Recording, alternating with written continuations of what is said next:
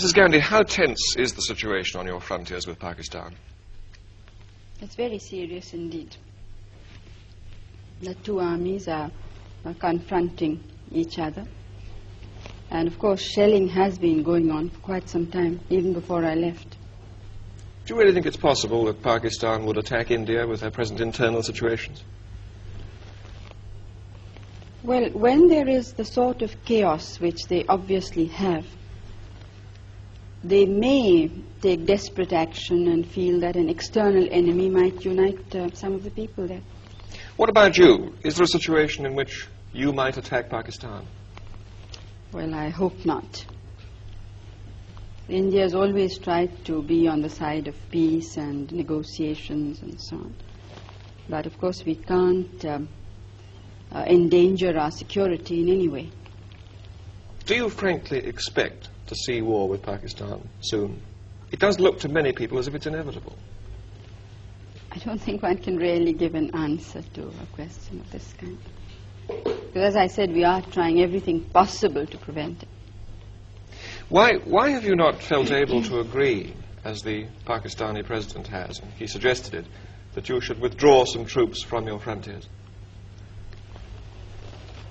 Pakistan, as I moved its troops forward a considerable time before we did.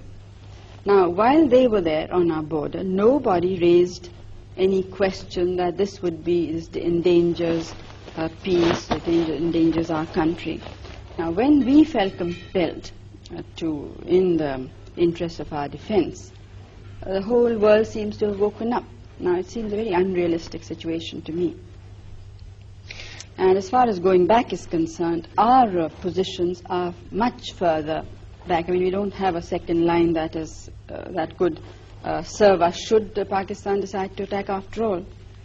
So it would not be, I don't think I would be doing my duty to the country and to the people if we would agree. And one thing you must remember is that we have never attacked anybody, but we have been attacked 3 times. But do you support the Bangladesh guerrillas? Do you support a separate state in East Pakistan?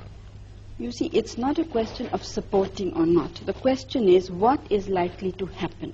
I don't think we can shut our eyes to the situation in a neighboring state. I think, and I personally think that most of the world believes this, so they may not be willing to say it out openly, that Pakistan as it existed can never be the same again. But don't you think the situation on your frontiers might be less dangerous if you personally were to meet Yahya Khan, so that you understood each other's positions more clearly?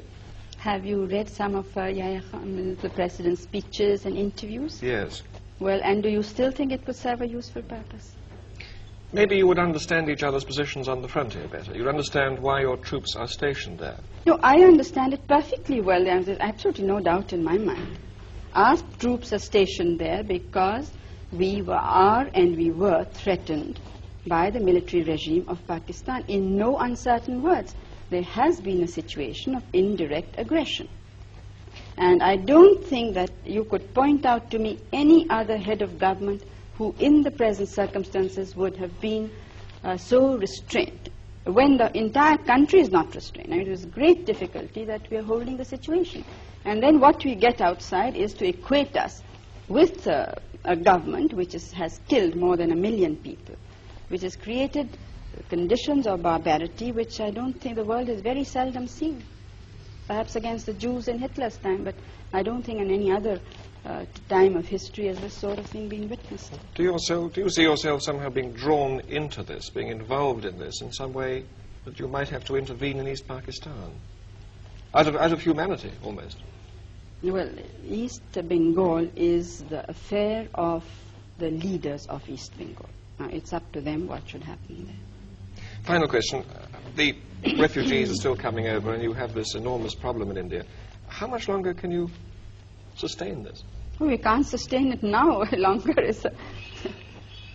It's now for some months it really has been something that's, water going higher and higher.